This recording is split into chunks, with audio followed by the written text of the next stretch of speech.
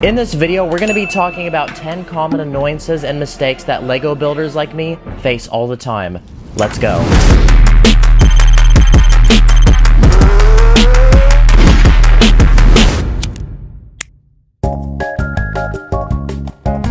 Okay, so there's a lot of illegal building techniques out there, but one that I see floating around the internet a lot is this one, where you take two plates and face them in opposite directions with these cheese wedges. Well, some people try doing the same trick, but with bricks, and this happens.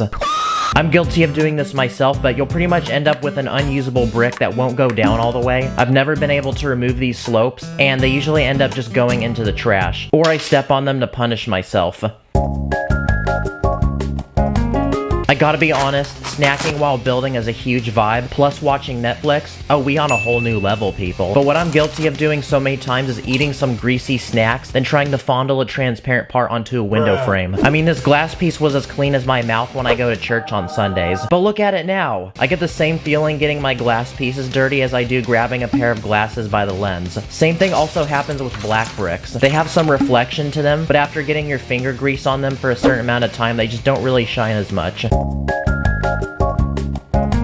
So I made a TikTok about 2 weeks ago about some Star Wars minifigs, and a lot of you guys commented how I didn't correctly orient the lightsaber hilt to the blade. So I want to apologize, people, but I also want to make it known so people don't make the same mistake as me. Just remember, when you're putting together a lightsaber, the thin end goes on the bottom and the thick end attaches to the blade. So now you can be a true Jedi Master and flex on all the haters.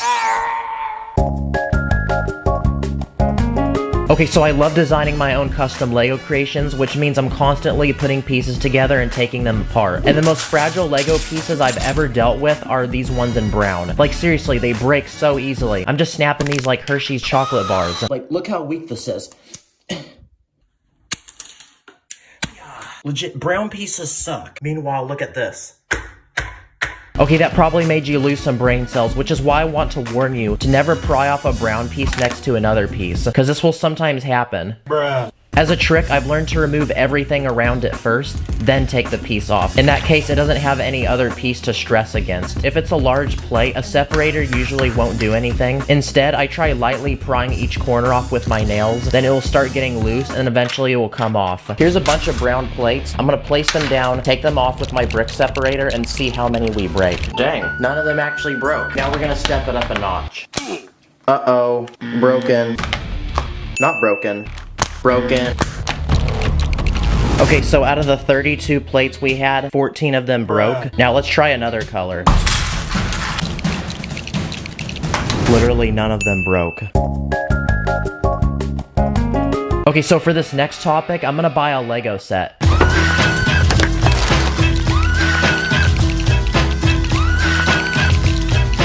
I saved the sticker packet for last because what I'm about to do might hurt.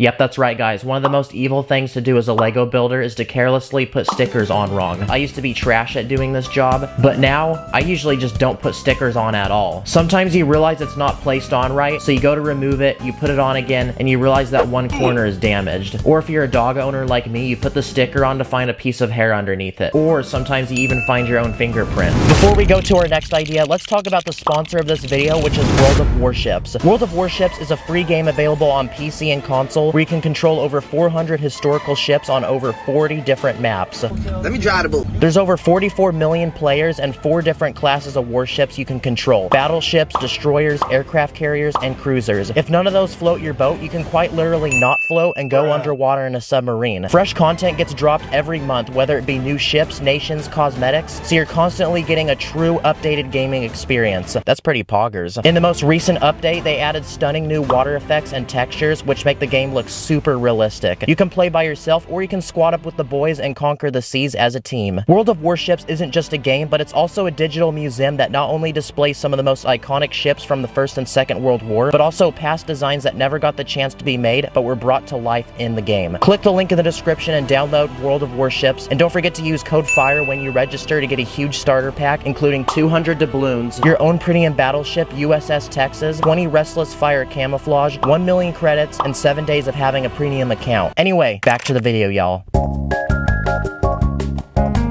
Now, when I was a kid, I used to grab my Sharpie and I'd start drawing faces on the backsides of minifig heads. I'd try to make all kinds of weird expressions or have one head with the mouth open and one with the mouth closed so I could do cool stop motions and have the minifig look like it's talking. Just like this. What felt super cool and dope as a kid is just something that now lies around with the rest of my Lego minifig heads, and I never take them out and use them. It's kind of sad though. I feel like Toy Story Andy when he was about to leave for college, and these heads are just old toys that won't get played with anymore. Eventually they're gonna find a brand new home, aka the garbage bin. Just kidding, I might keep these because these are so nostalgic.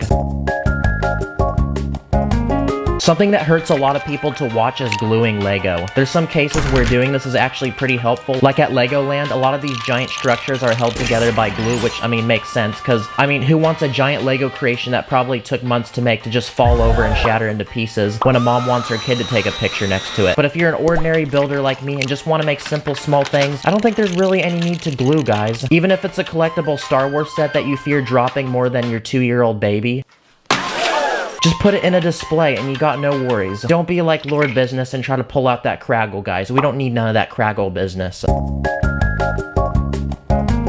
Okay, so for the next few topics, I went onto Instagram and I asked you guys what you thought are some things you should never do as a Lego builder, and you had some great responses. Nope. Well, most of you did. Separate the bricks with your teeth. Stand on your bricks. Put it in the toilet. Throw them through the window. Lick the bricks. Melt it. Okay, we're gonna turn the heat on right now.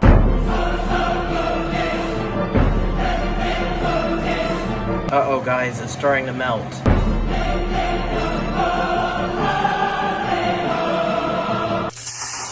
He looks extra thick now. But for real though, we gotta give this guy some love because he sacrificed himself just so we can be entertained. Eat and then build without washing your hands. Bruh. Eat Lego.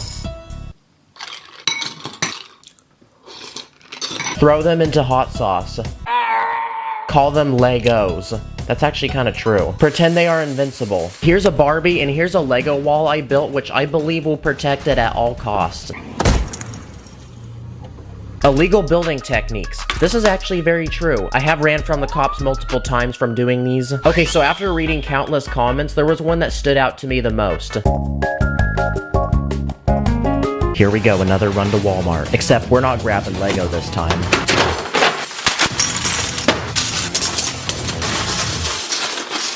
Yep. Mixing regular Lego with knockoff Lego. When I was younger, I got occasionally gifted off-brand Lego sets for Christmas or my birthday, and I would usually mix it with my normal parts. But the annoying thing is that you go to build and you realize one part isn't quite matching the right color or shape as you wanted, and then you look at it and it doesn't have the Lego logo on it, and then you realize it's not a Lego piece. Don't get me wrong, there's some sick knockoff Lego brands I've reviewed on this channel. I just try to keep that stuff out of my normal Lego bins. They have their very own empire where they can rule their own people on their own shelf in my room. I did walk in though the other day and I caught them trying to go to war with my minifigs. I guess they're just trying to overtake the shelf above them. But yeah, it's just constant beef.